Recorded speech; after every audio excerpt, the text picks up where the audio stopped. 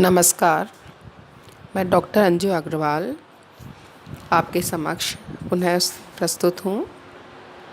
हम जयशंकर प्रसाद की कामायनी के श्रद्धा सर्ग की व्याख्याएं कर रहे हैं।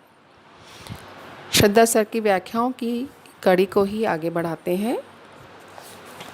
मसृण गांधार देश के नील रोम वाले मेषों के चर्म ढक रहे थे उसका वपुकांत, बन रहा था वह कोमल वर्म। नील परिधान बीच सुकुमार, खुल रहा मृदुल अध खुला अंग। खिला हो जो बिजली का फूल, मेघवन बीच गुलाबी रंग। जैसा कि हम देख ही रहे थे कि श्रद्धा अनुपम सुंदरी है, सौंदर्यशाली है। श्रद्धा के सौंदर्य का वर्णन यहाँ जयशंकर प्रसाद कर रहे हैं। श्रद्धा को देख करके मनु ठगे से रह गए हैं।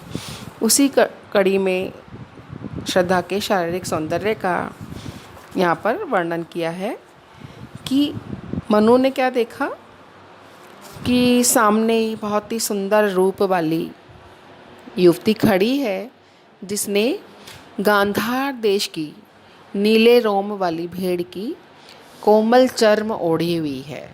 मेष मतलब भेड़, चर्म चमड़ा, लेदर जिसको कहते हो तुम लोग। मश्र मतलब चिकना, कोमल। के सामने उसके बहुत ही अनुपम सौंदर्यशाली युवती खड़ी है, जिसने कि गांधार देश में ही नीले रोम वाली भेड़ें मिलती थी और उस भेड़ की बने हुए वस्त्र उस युवती ने धारण कर रखे हैं, जो अत्यधिक कोमल, चिकने, सुंदर लग रहे हैं। उसने नीले रंग का जो परिधान, जो भेड़ का ऊष्मामयी जो खाल उसने धारण कर रखा था, उसके अंदर से उसका स्वर्णिम आभा वाला आधा खुला हुआ शरीर इस तरीके से लग रहा था जैसे बादलों के समूह के मध्य में बिजली का चमकदार गुलाबी फूल खिल रहा हो। बपु मतलब शरीर, कांत चमकीला सुंदर।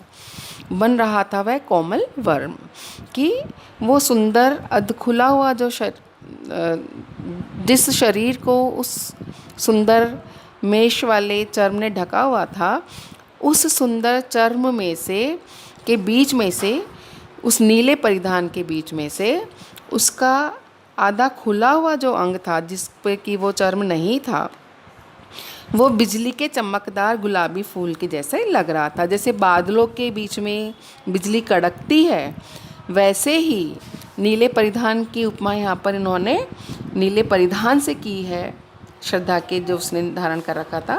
तो श्रद्धा का जो चेहरा है, सौंदर्यशाली जो चेहरा है, या जो भी उसके अनावृत अंग हैं, उन अनावृत अंगों की इन्होंने साम्यता दी है बिजली से। तो उसका जो आधा खुला हुआ सा जो शरीर था, जहाँ जहाँ से खुला हुआ था, वो ऐसे लग रहा था मानो बादलों के समूह के मध्य में चमकदार बिजली हो, गुलाबी फूल खिला हुआ हो। आशय ये है कि श्रद्धा के शरीर का जो वर्ण था वो स्वर्णिम और गुलाबी आभा से मिश्रित है, और ऐसे में वह उस काले परिधान के अंदर या नीले परिधान के अंदर बिजली की तरह चमक रहा था, अतीव आकर्षक।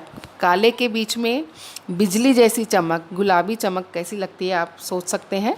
तो यहाँ पर जयशंकर प्रसाद का जो सौंदर्य उनकी कल्पना है वो यहाँ पर हमको दिखाई दे रही है कि कैसे उस नीले चर्म में श्रद्धा सौंदर्यशाली लग रही है। एक बिजली के समान, जैसे बादलों के बीच में बिजली कड़कती है, वैसे ही बिजली के समान श्रद्धा का कोमल सुंदर शरीर दिखाई दे रहा है।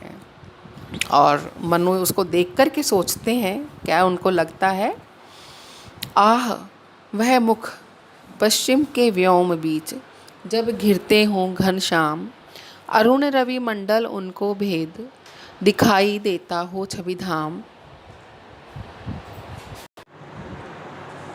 या कि नील नव इंद्र नील लघु श्रृंग फोड़ कर धधक रही हो कांत, एक लघु ज्वालामुखी अचेत, माधवी रजनी के अश्रांत। यहाँ पर वही श्रद्धा का सौंदर्य मनु के हृदय में रति का संचार कर रहा है। अनुपम सौंदर्यशाली है श्रद्धा, और उसके सौंदर्य को देख करके, श्रद्धा के सौंदर्य को देख करके, या कह सकता है कि सौंदर्य का साकार रूप देख करके मनु लुटे से रह जाते हैं।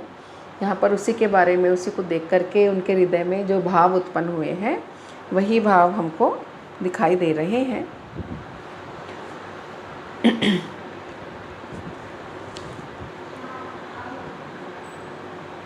आह, वह मुखमंडल, उसका तो कहना ही क्या।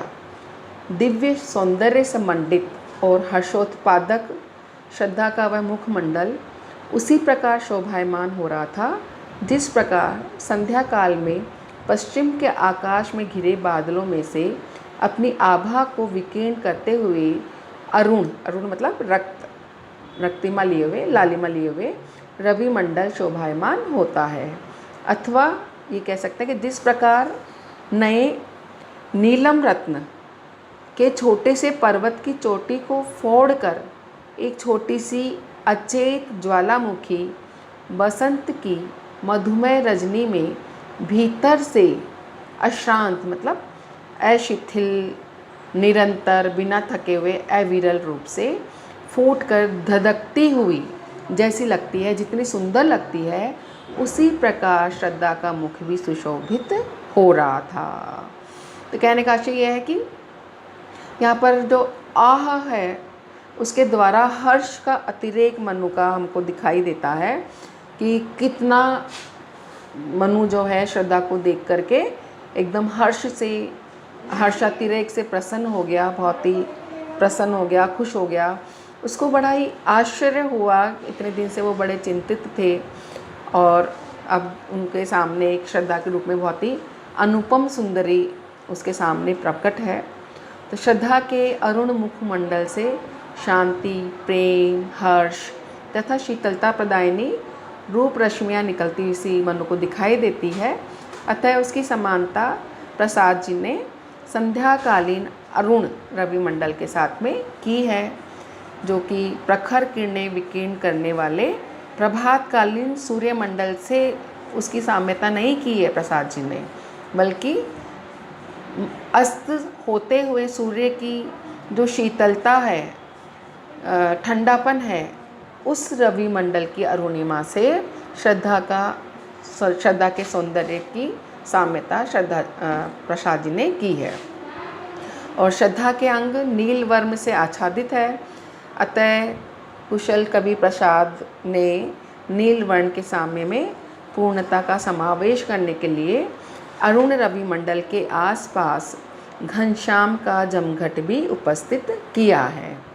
यहाँ पर श्रद्धा का अलौकिक रूप उस नील परिधान में से उसी प्रकार फूटता हुआ दिखाई देता है जिस प्रकार अरुण रवि मंडल शाम मेघों को बींधकर अपनी आभा बिखेरता रहता है।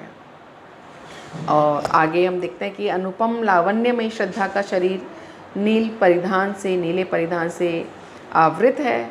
उसकी समानता दिखाने के लिए कवि ने नीलम पर्वत की कल्पना नियोजित की है।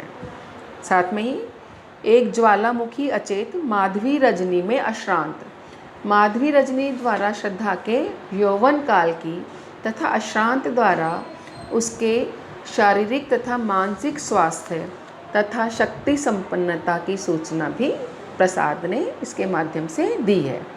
इस प्रकार स्पष्ट है कि श्रद्धा के रूप वर्णन में प्रसाद जी के द्वारा प्रयुक्त उत्प्रेक्षा आदि अलंकारों द्वारा उन्होंने अति सूक्ष्म सौंदर्यानुभूति को रूपायित किया है और वह पूर्ण रूप से इसमें सक्षम रहे हैं। आज हम इतना ही करेंगे। इस कड़ी को अगले व्याख्यान में आगे बढ़ाएंगे। धन्यवाद।